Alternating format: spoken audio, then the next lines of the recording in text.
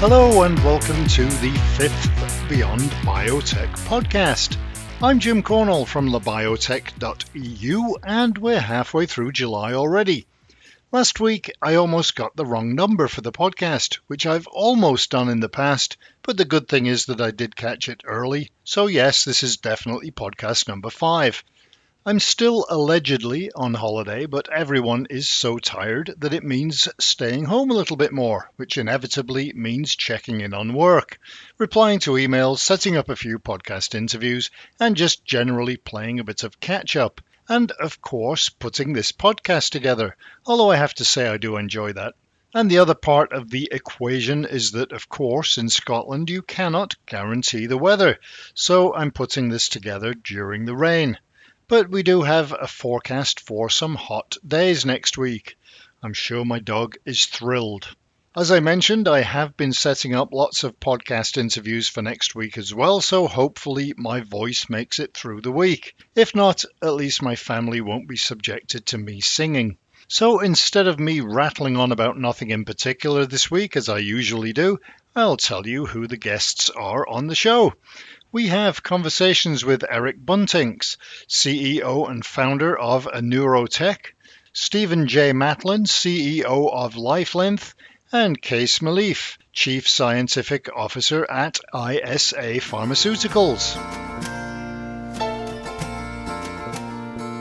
And that means it's now time for me to run through the news that you may have missed over the last 7 days. And there's rather a lot of it, not that I'm complaining. Although, having said that, I've only done a few articles this week. The rest of the team has been bailing me out.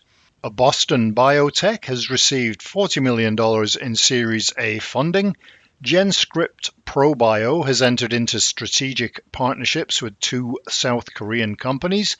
And the FDA authorized the first protein-based COVID vaccine in the US. Telogenomics has launched a clinical study of drug resistance for multiple myeloma.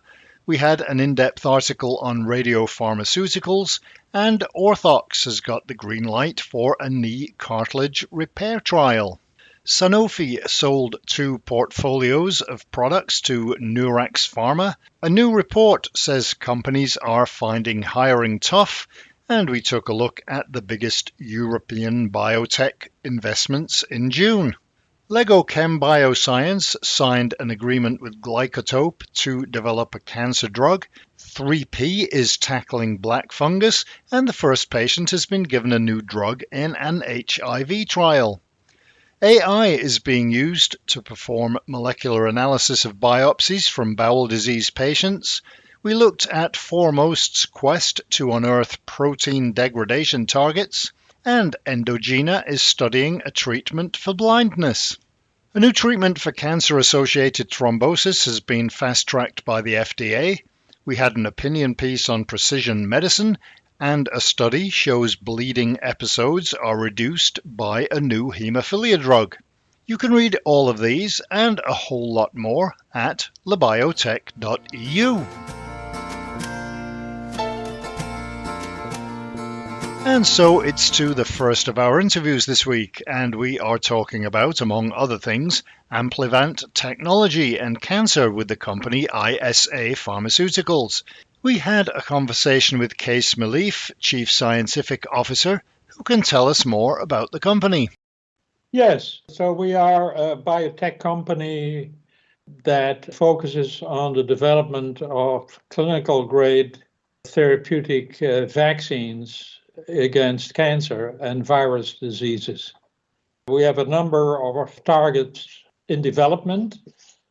The first one and the first along is high-risk HPV-16 and diseases caused by high-risk HPV-16, in particular cervical cancer and head and neck cancer.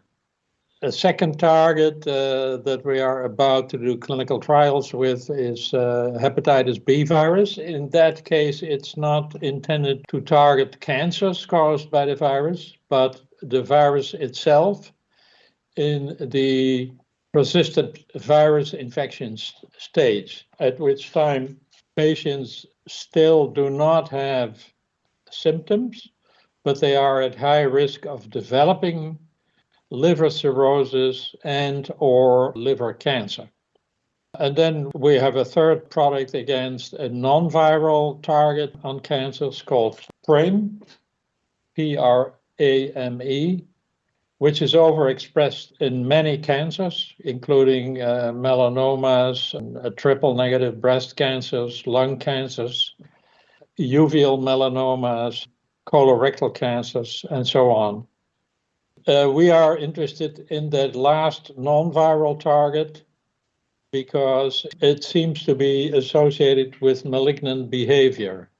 And this is also a common thread in our approach that also in the case of high-risk HPV-16, we target on the two viral molecules that are most obviously associated with causing the cancer, the early antigens E6 and E7. And so what we have shown in the case of this HPV-16 target is that our therapeutic vaccine works as a monotherapy in patients with pre-malignant disease. But in case of late-stage cancers, you need to combine it with either standard of care chemotherapy or with a so-called checkpoint blocker.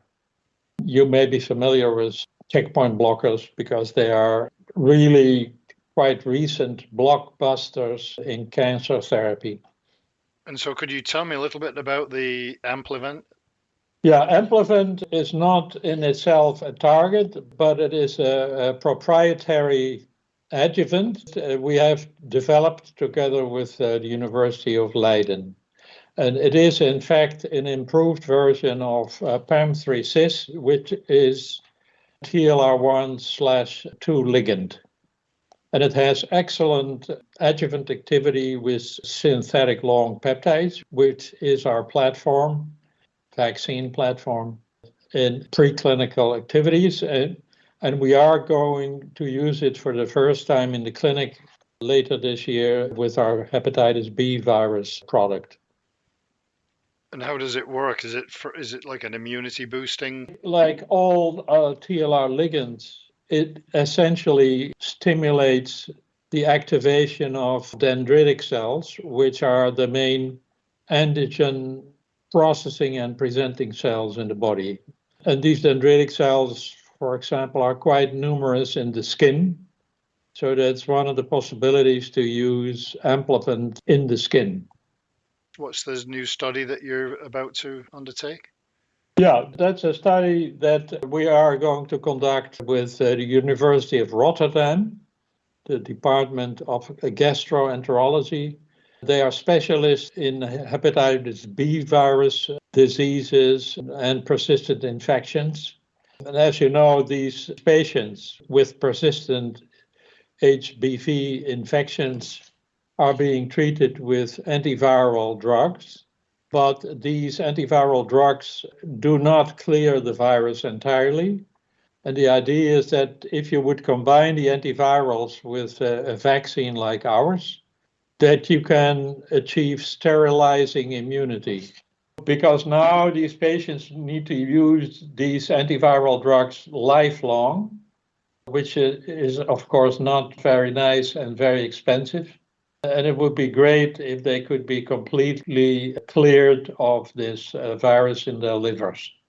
Because then also the idea is that if you are treating them early enough to achieve this, that they do not anymore get the liver cirrhosis and liver cancer that they are now at risk of.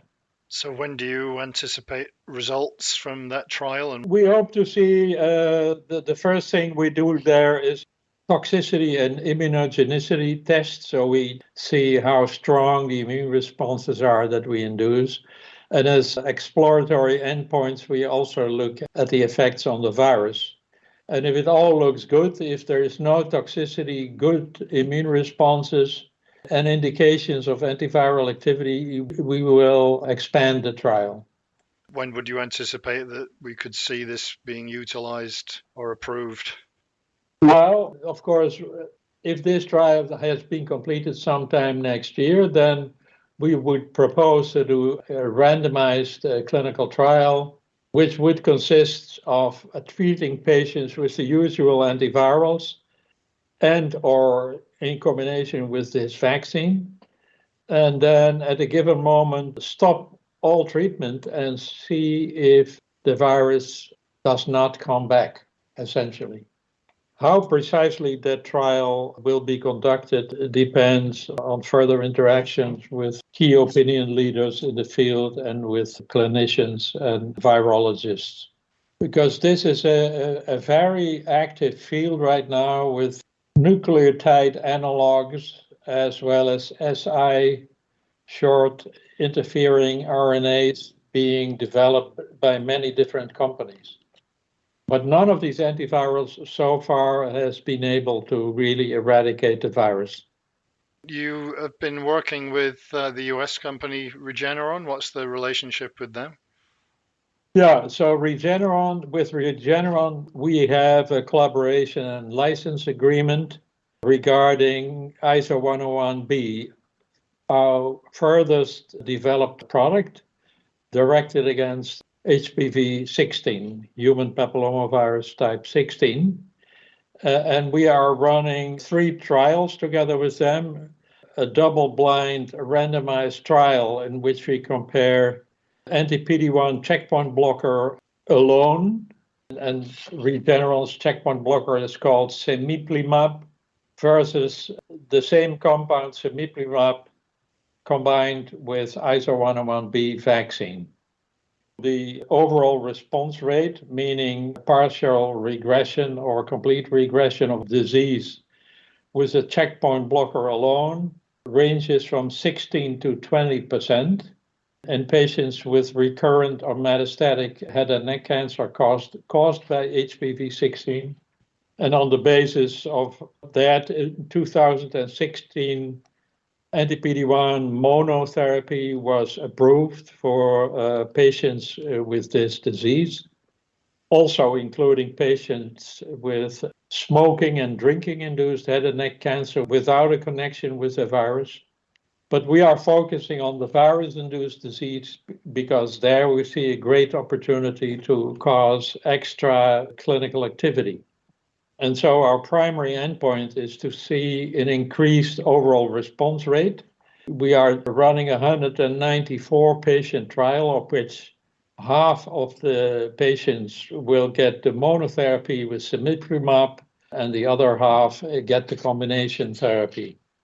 And we hope to see an increased overall response rate as well as, that's the primary endpoint, as well as increased disease-free survival or progression-free survival and increased overall survival.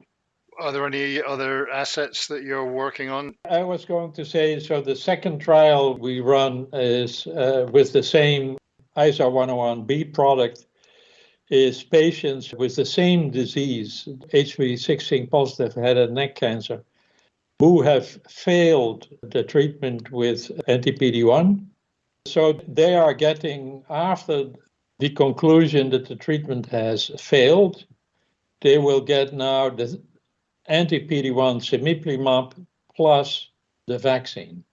We hope to see, at least some 10 to 20% of these patients who will now respond to the combination, because basically they are in a desperate situation, and at best they can receive some chemotherapy, which usually doesn't work very long. But with immunotherapy, if you're able to do tumor regressions, they have a tendency to be longer lasting, because chemotherapy hits the tumor hard and quick, but the results also wane quite soon after stopping the therapy in many cases. Immunotherapy has really the promise to prolong life with very few or no side effects because of its high specificity. And so we already know that our vaccine does not add to the side effects of anti-PD-1 monotherapy. Because with anti-PD-1, you release the brakes on all T cells, not only the tumor-specific ones. So you also get inflammatory events elsewhere in the body, autoimmune disease, inflammatory bowel disease, autoimmune thyroiditis, and so on. But we already know that adding the vaccine, while increasing the number of tumor-specific T cells, does not add to the toxicity, which is, of course, feared by many cancer patients, this type of toxicity. Are we talking about curing or just simply slowing down for an increased and a better life? Yeah, so I think both aspects are aimed at. In a monotherapy trial that we did with the MD Anderson Cancer Center in Houston, Texas, we treated 22 patients with so-called incurable, meaning recurrent or metastatic HPV-16 positive head and neck cancer. And out of these 22, there were 2 patients who achieved a so-called complete regression of all disease, including lung metastasis. More than 4 years later, these 2 patients are still free of any disease, demonstrable disease. It's too early to call them really cured because the cancer may raise its ugly head again. You never know. But for these patients, it's fantastic. But it's still a minority where you can expect cure in the long run. But the other patients will still benefit with many high quality life months and years gained by the therapy. What our aim is in the very long run is if in these types of patients that are rather far along in their cancer course, the treatment works, we would like to apply it to patients much earlier in their disease course. For example, locally advanced disease where you would apply radiation plus chemo as well as likely also anti-PD-1 and then combine with vaccine. Those patients have, let's say, between 70 and 90% to get cured, but we would still like to increase that cure rate to close to 100%. But they're much further along in the disease, and we are currently talking to doctors as to the design that we should apply here. So how to space the immunotherapy with respect to the radiation and chemotherapy.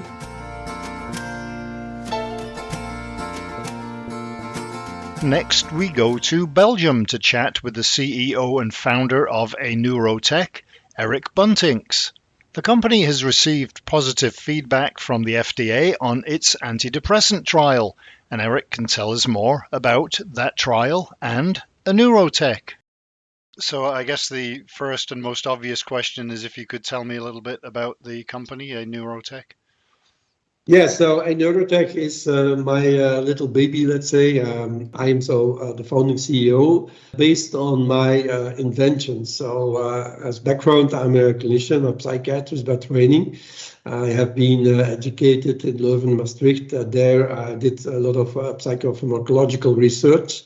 And to make a long story short, I discovered, in fact, unknown mode of action of one specific compound, which is pibamberone, a compound that has been on the market brought by J&J Janssen in the 60s without knowing what it really does in the brain, without knowing what the clinical effect was. It was in the range of the classical so-called antipsychotics without any clear clinical effect. So the use was very, very limited. It was never then introduced, for instance, in the UK or in the US, because that was a compound nobody really knew about what it was doing. And then, based on my research, I found that it has a very exceptional mode of action, very selective for 2 relevant receptors in the brain, that is serotonin 2A and dopamine D4, very relevant in relation to depression, which are not very well hit by any other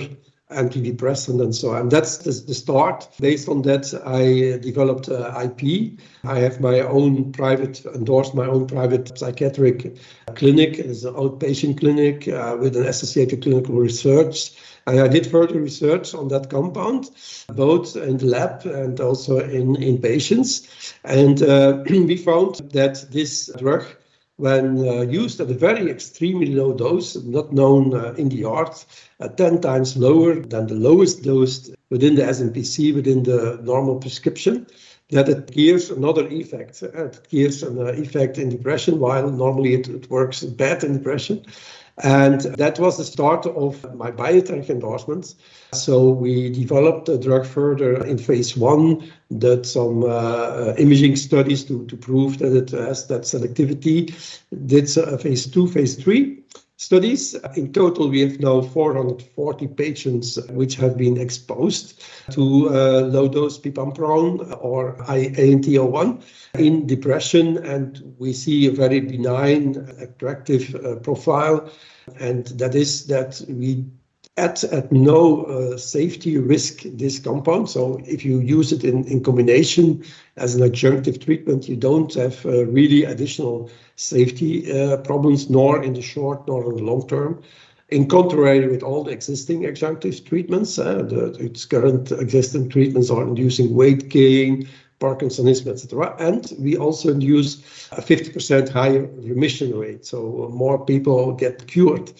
And so I founded by myself as a kind of spin-out from my Anima Research Center. I founded ANeuroTech, where the objective is to test this compound further in phase 3B, because based on all the research we did in-house, we had an endorsement by FDA to do that. And I was able then to attract also a very seasoned biotech entrepreneur, Rudy Pauls, who have been founded Biotech. He's more from the antiviral scene.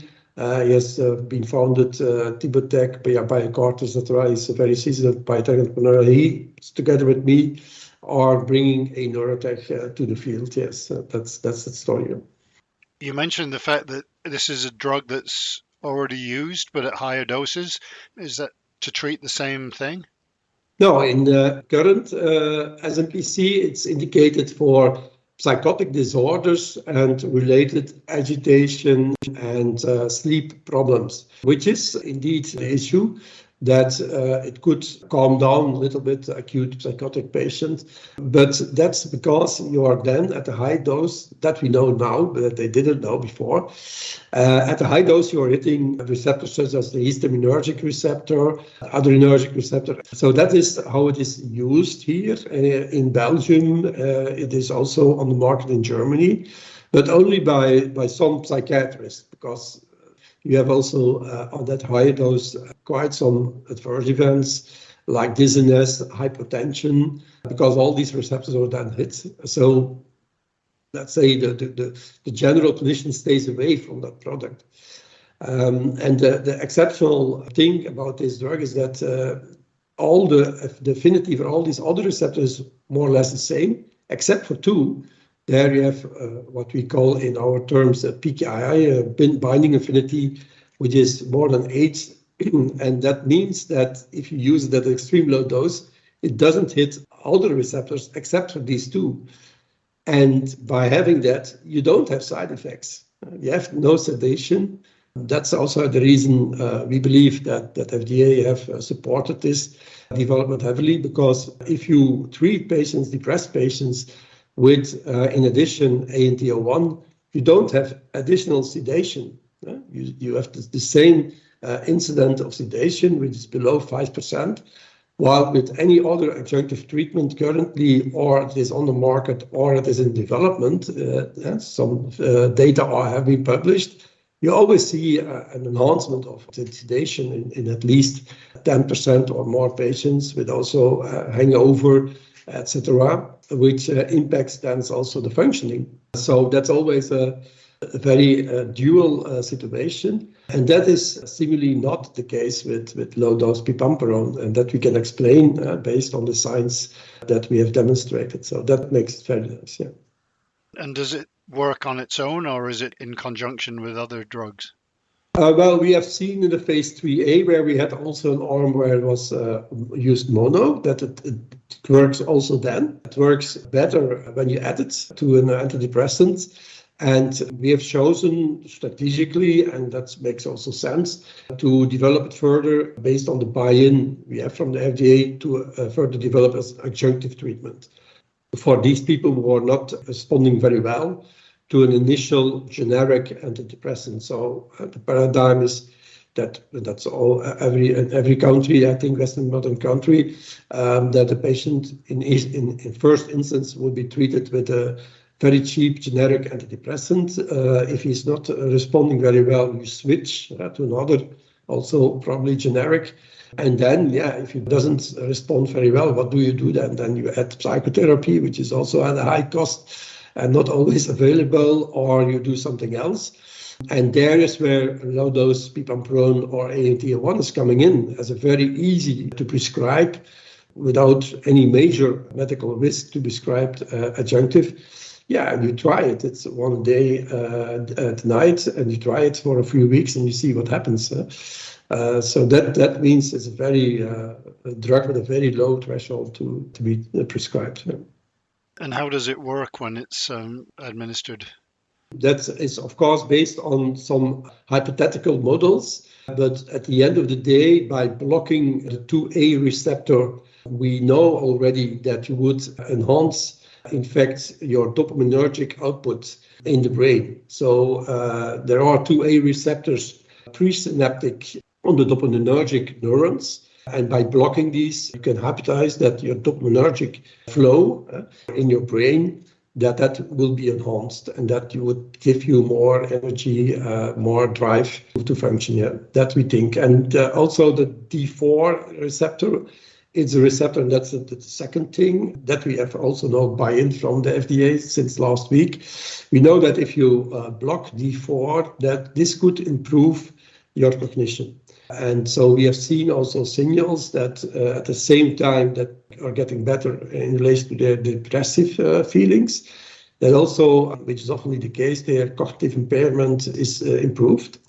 And the data are that we have also buy-in from the FDA to test on cognition as a key secondary endpoint. So we test first if the patients are getting better. And in these patients, if they are going better, we test also if they have a better cognitive performance. That is the first time, I think, that this could be claimed in depression in the same population in adjunctive treatment. So quite groundbreaking then. Yes, it's groundbreaking. Certainly what you could say, certainly on the clinical level. And in fact, it's all about that. At the end of the day, it's only the clinic that counts. But on the clinical level, yes, absolutely. Because an adjunctive treatment, which has a clear efficacy on the key problems in patients with depression, that is their depressive feelings and also their cognitive problems, because they are really there, without any additional safety burden, that's groundbreaking. And is this something that once somebody's taking this drug or combination of drugs that they have to keep doing that, or is it something that can reverse? That depends, in fact, on the clinical state and also a history of the patient. What we see, that's based on the pathology of depression, if you have one single depressive phase in your life, which can be completely resolved with your treatment, then that treatment can be temporary. Then you can stop it. The drug itself, low-dose pipamprone, can just stop from one day to the other without any problems. So you have no withdrawal symptoms or whatever on that. Otherwise, what we see, that's from the clinic, if a patient has a third or fourth depressive phase, then the best thing that one can do is continue to prevent relapse. And that's also the beauty about low-dose pipamprone. For all data sets we have, even the longer exposure, because the drug is already for several decades on the market in Belgium, Germany, for instance. So we do have the pharmacovigilance data. And there we don't see, even at a higher dose used, we don't see any problem in using long-term. So you could use that for years without any significant risk or whatever level. And that is also in opposition with the current adjunctives. So current adjunctives, you risk at a certain time to have serious weight gain, to induce Parkinsonism and other chronic problems which will not go away as long as you take the drug. So most people stop then to take this drug mainly based on side effects. Because most patients who have had their second or more depressive phase, they do want to do something to prevent them from a new plaque period. So they are very open to continue their medication. But you stop when you see that you have a burden of side effects, then you say, oh, I will try it. And that leads to relapse. And so that is not the case with low-dose pipamprone. So we believe that patients will continue taking their drugs even for their whole life. Yes. And you mentioned the FDA positive feedback. What's the significance of that? Well, that they agree with, first of all, the indication that we are seeking. So that is adjunctive treatment in depression, so what we call partial responsive depression.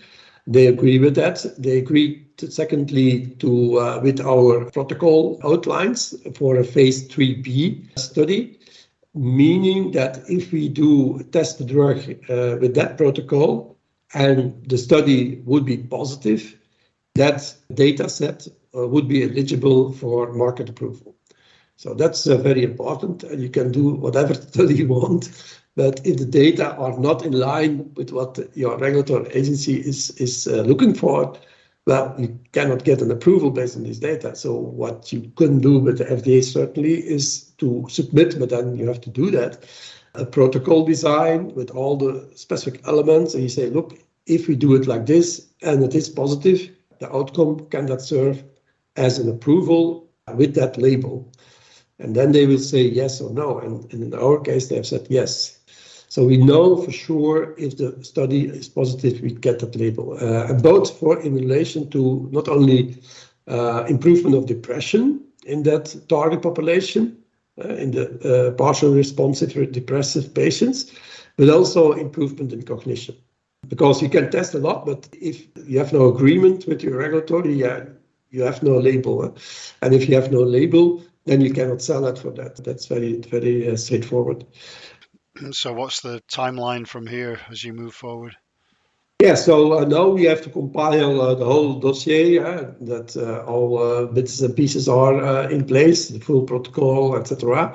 That will be submitted in September, October, November, and then the FDA has 30 days to say yes or finally yes or no, but we know already what we have to do. You get then the so-called green light, that's you may proceed letter. You get one letter and say, okay, everything is okay, the dossier is as we want it to have.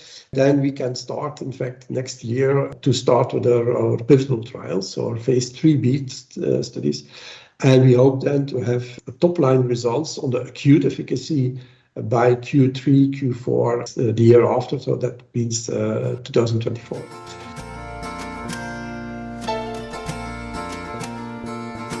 And now it's off to Spain to talk about prostate cancer diagnostics and telomeres with the biotech company LifeLength. And we chatted with the company's CEO, Stephen Matlin. So the company was originally a spin-off of the Spanish National Cancer Research Institute, which in Spanish is often called the CNIO, C-N-I-O for the Spanish terms, way back in 2010. And it was started by myself, Dr. Maria Blasco, who is the director of the center now, and we had some financial support from the Botín Foundation. The Botín family is the family that is behind Santander Bank. They put up the initial money, and then later I was also an investor myself, and the company was rather embryonic for a number of years because it's so difficult to start technology-related projects in Spain, and even perhaps more so in the space of biotechnology. And the focus of the project initially was to be able to commercialize a unique and very precise way of measuring a component of DNA called telomeres. And telomeres, for the person who's never heard of that term, simply put, are the caps found at the tips of chromosomes in all of our cells. And in fact, they're found in all living things, including animals and plants and everything. And what they do is they serve to protect our DNA every time cells replicate. And so as we go through life, with the very few exceptions, such as neurons in the brain, all of our cells are replicating and are being replaced. So when you have an injury, you have a cut, those cells around the injured tissue rejuvenate and generate new, fresh tissue. And as that happens, the telomeres are gradually worn away. And eventually they become critically short and they stop dividing. And that is the main reason there are other factors, but it is the principal cause of aging in living creatures. And there's over 30,000 publications, scientific and clinical publications, about the role of telomeres in aging and also virtually all age-related diseases. So what Dr. Blasco had done in her work in the Cineo prior to life length being created was to develop a technology that was at an embryonic stage that we then took to a commercial product, which is where we are today, to measure telomeres very accurately.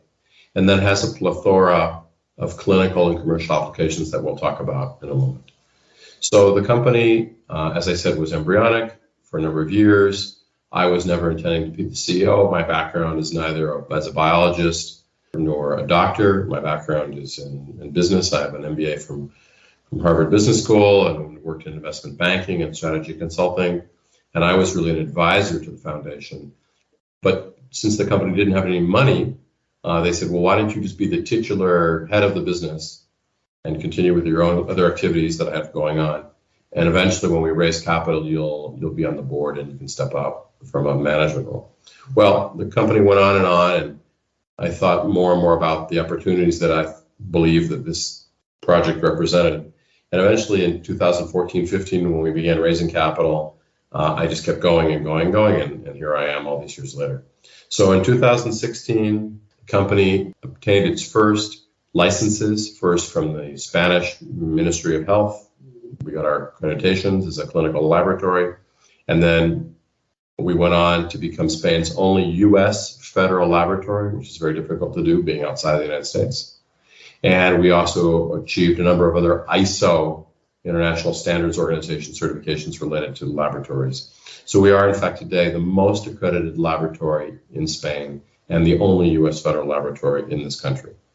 So with those accreditations and with the money we'd raised, we set up our own laboratories. We began building out the team, and we started focusing on the clinical applications of the project. The center of the circle, we have our original technology, which has the trademark TAT, which stands for Telomere Analysis Technology. And that's this unique ability to measure telomeres that actually we're the only company in the world that can do this. The critical differentiation between what we do and other technologies that exist to measure telomeres is we measure telomeres individually at the chromosomal level. Why is that relevant? Well, inside every cell of your body, you have 23 pairs of chromosomes. So there's 46 individual chromosomes. And there's a telomere that can be found at the tip of each one of those chromosomes. So there's 92 telomeres in every cell. The mechanism of cellular replication, without delving into the biology of it, is such that there is a stochastic element in this division of cells, meaning that the amount of telomere loss on the tip of each chromosome is slightly variable.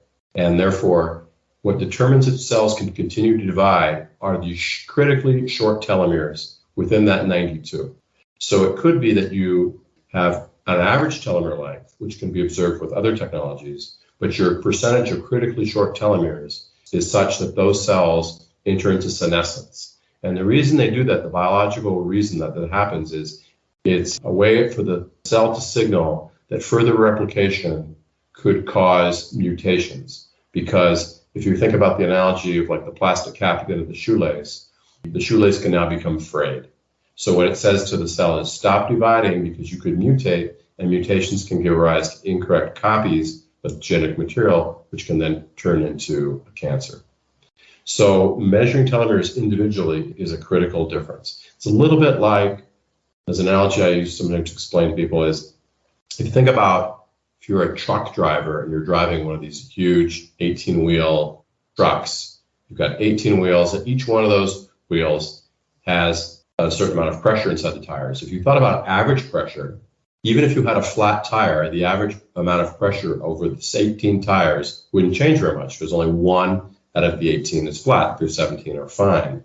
So if you looked at average tire pressure, it wouldn't really be an indicator that you have a flat tire. But if you have individual gauges on the wheels, then you would know where you have a flat tire, which one it is. And that's actually how they do it in trucks. They have individual gauges. So they have an individual flat tire, they know it.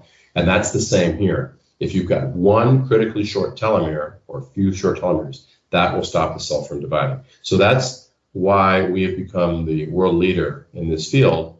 And we'll talk about the applications in a minute, but that's the center technology. Then around this, there's a number of companion technologies that we've developed over the years that we now offer to our clients that are all fundamentally related to the aging process and age-related diseases. And you can see that in the next circle, where we look at what can we do with these technologies, how do we apply them? So you have telomere length, telomerase activity. Telomerase is an enzyme that will repair our telomeres and will be present at certain stages of life in the body, and is something that people seek to find ways of upregulating to repair telomeres. Then you've got the concept of senescence, cellular apoptosis, oxidative stress, NADA, NADH ratio, methylation, inflammation, other factors that I'm sure you're familiar with that influence how we age. And we now have a plethora or a suite of services and products that we can offer to our clients that will look at these factors, where telomeres is a key factor, but it's not the only factor. And then we have a whole portfolio of assays in that last circle that are in development that we can offer to clients who wish to have them. So then if we go out to the outer four boxes, you can see there's kind of a grid, 4x4. You start at the upper left quadrant. You have the application of those technologies to personalized or preventative medicine. And this is where we work in over 35 countries with physicians who use our technology, which is the service that's offered for biological age, we call Health TAV, to look at what is the biological age of their patients in the global concept of a wellness or lifestyle program, in which understanding the aging process is really important to somebody who's undertaking lifestyle changes, including better exercise or diet or nutritional supplements, or even certain treatments like hyperbaric chamber treatments or stem cell therapies. And this is a very objective tool that lets physicians and their patients see how their aging process is evolving.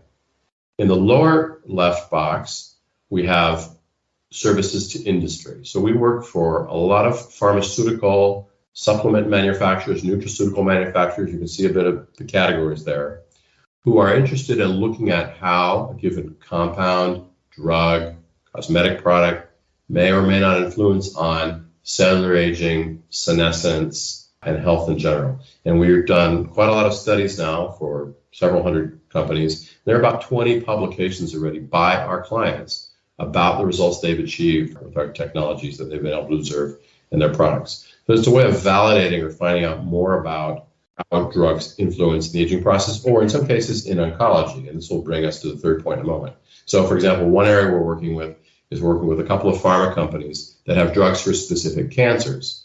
Now, one of the unique things about cancer is they will create this enzyme we mentioned earlier, telomerase, and cancer cells become immortal because of this. So if you've ever heard of the famous Henrietta Lacks or HeLa cells, which are often used in studies for cancer, these cells are immortal because they upregulate this enzyme telomerase. So looking for drugs that would impede telomerase would be a broad way of seeking to stop or slow down cancer. And there's a lot of development by the pharmaceutical industry globally to look for mechanisms that could impact on telomerase. And so we're a service provider, if you will, to those pharma companies that are testing to look at the efficacy of these drugs or compounds that are in development, in some cases in FDA trials, in other cases in still earlier stages. And then if we move to the third box, and this will lead us now a bit into ProStaff, there of the 30,000 plus articles that exist on telomeres and their role in aging and age-related diseases, probably a third are on cancer. And that goes to our heritage, right? We came from the Spanish National Cancer Research Center. And the reason for that is, as we said earlier, when cells are critically short, when telomeres are critically short, they can mutate and give rise to cancer. So there's a very tight relationship between telomere length and cancer. So we set out in 2016-17 to try to find clinical validation of our assays to create innovative, novel test for improved cancer diagnosis, prognosis, or as a companion biomarker.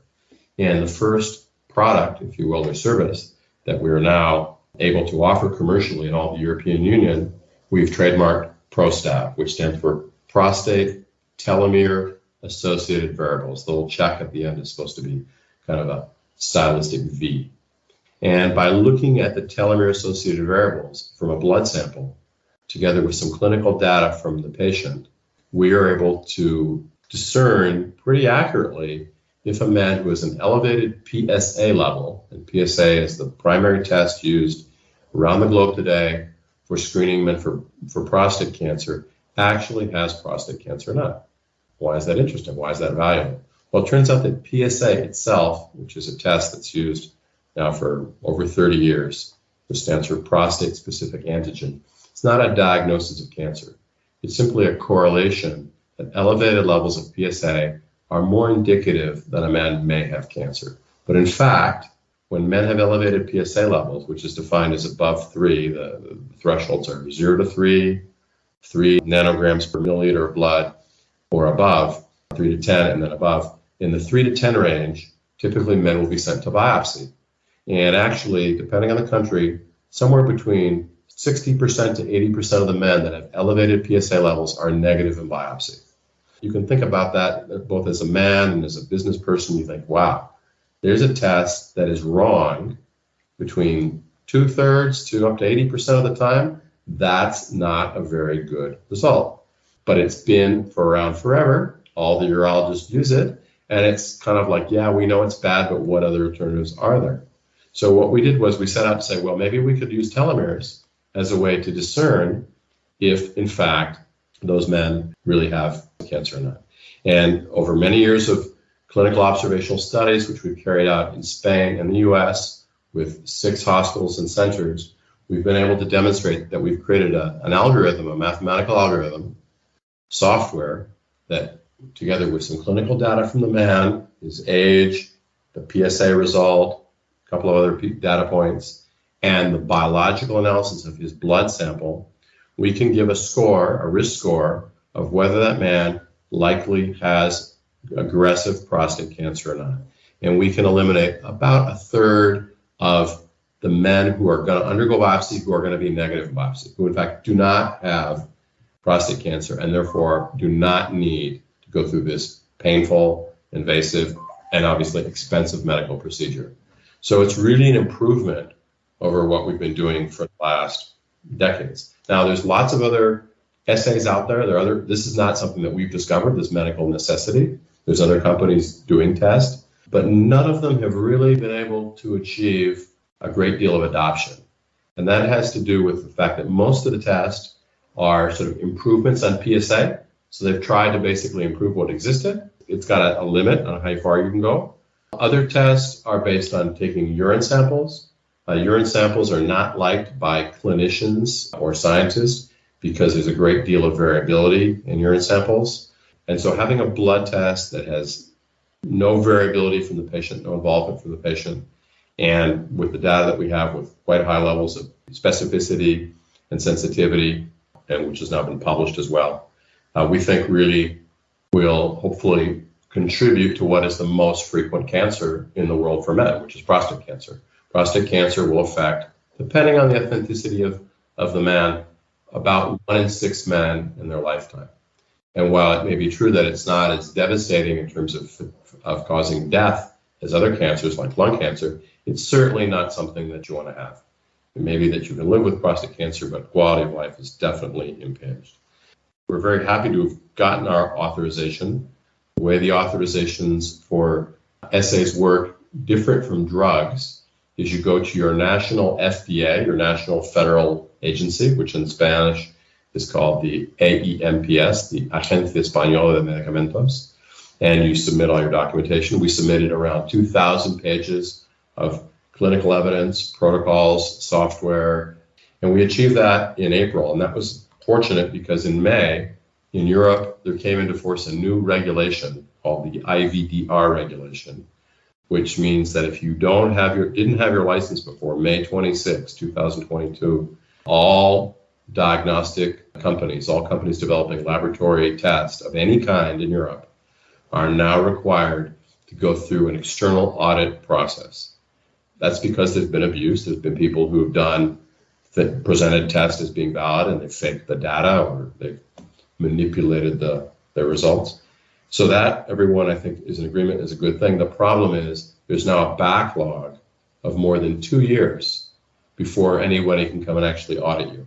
So for companies that need critically, that depend on investors or need to get their products to market, this is a really bad situation because it means that prior to 2024, no new test that hasn't been approved before May 26, 2022 can come to market. So we were fortunate that we worked very hard during the pandemic to get all of our studies finished, get all the documentation done, and this test is now approved in all of the European Union. So our national regulatory agency authorizes us, and that authorization is valid in all of Europe. And as we are already a U.S. federal lab, our next step will be evidently to take this to the U.S. market, where if you think about the relative cost of hospital care, biopsies are expensive in Europe, but where they're really expensive is in the U.S. Undergoing a prostate cancer biopsy in the U.S., including all of the cost, is well over $2,000 per patient.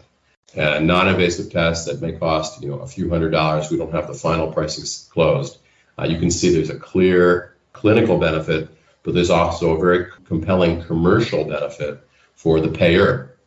Public health care in Spain or a private health insurance company in the United States, if you can wipe out a third of their biopsy costs and your total cost of testing is a fraction of that, they have a saving. There's much better medical practice. A lot of men are happy because they're undergoing what's not a very fun procedure. So we think that this has got really global potential. So we're going to start now with the commercial phase in the coming months with the private hospital groups in Spain, of which there are a number of very big groups. And then once we see that we have the traction here, we'll move from Madrid to the rest of Spain.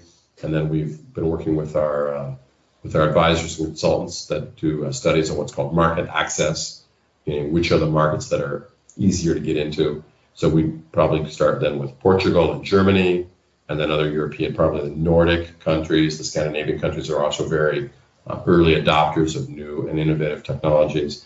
The US, and then other markets that are a bit more complicated, like France and Italy, will be a little bit later.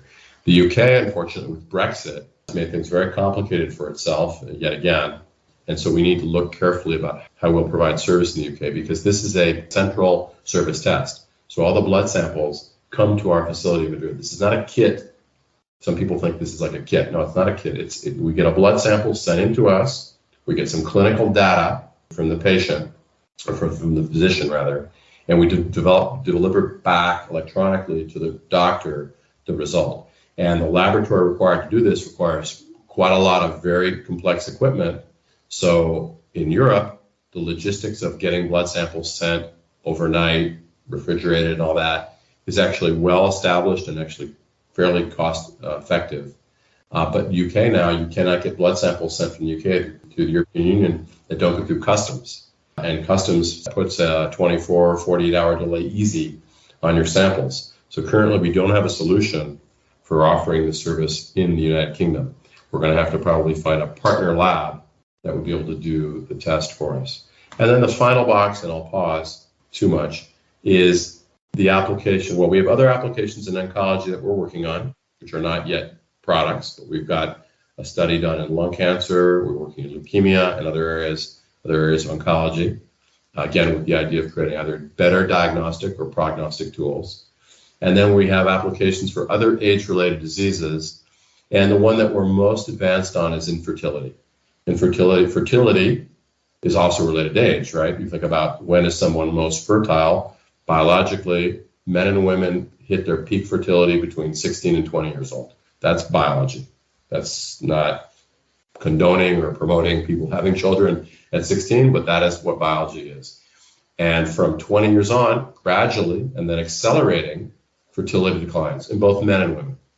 And so there's a big problem globally that as we now live much longer and people focus more on their careers, people have children much later. In Europe, I believe I'm correct in saying that the average age of the first child for women is now over 30. So biologically, a lot of women and men have difficulty conceiving when they get to those ages. And we believe that we can contribute to better diagnosis, in this case of actually male infertility. And we're working with some infertility centers to develop an application for our technology in that field.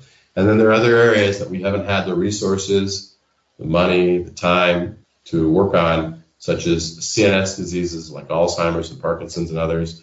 And there's a big world out there of things to explore, but we now have a company that has got a very interesting platform of technologies that clients can pick and choose from. So they can just require telomere measurement, or they can pick from all these different technologies and say, well, I want you to do these types of studies for us.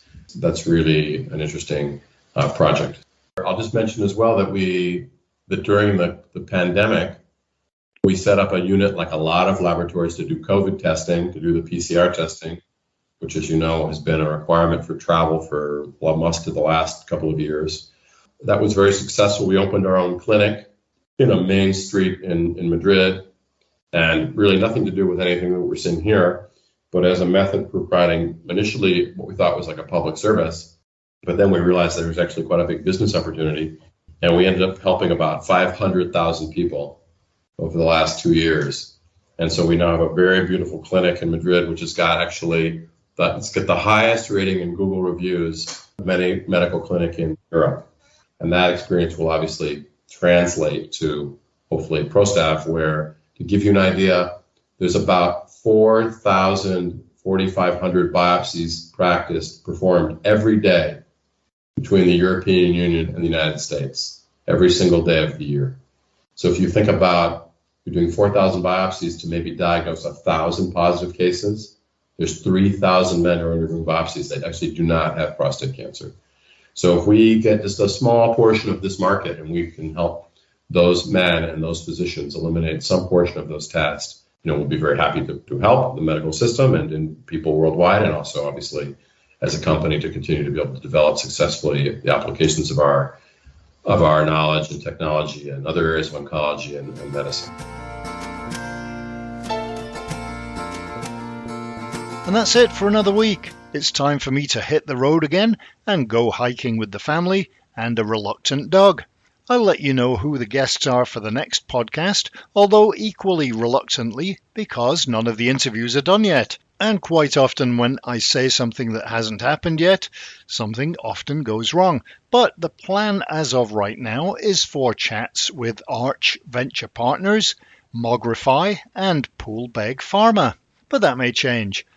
Hopefully by next week I'll be back in the routine again, and it's already shaping up to be a busy return, as well as great weather.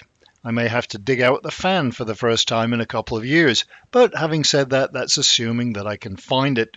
Anyway, it's time to sign off, and thank you for joining us here at Labiotech, and I hope wherever in the world you are, you have a great week, and you'll join us again next time for another Beyond Biotech.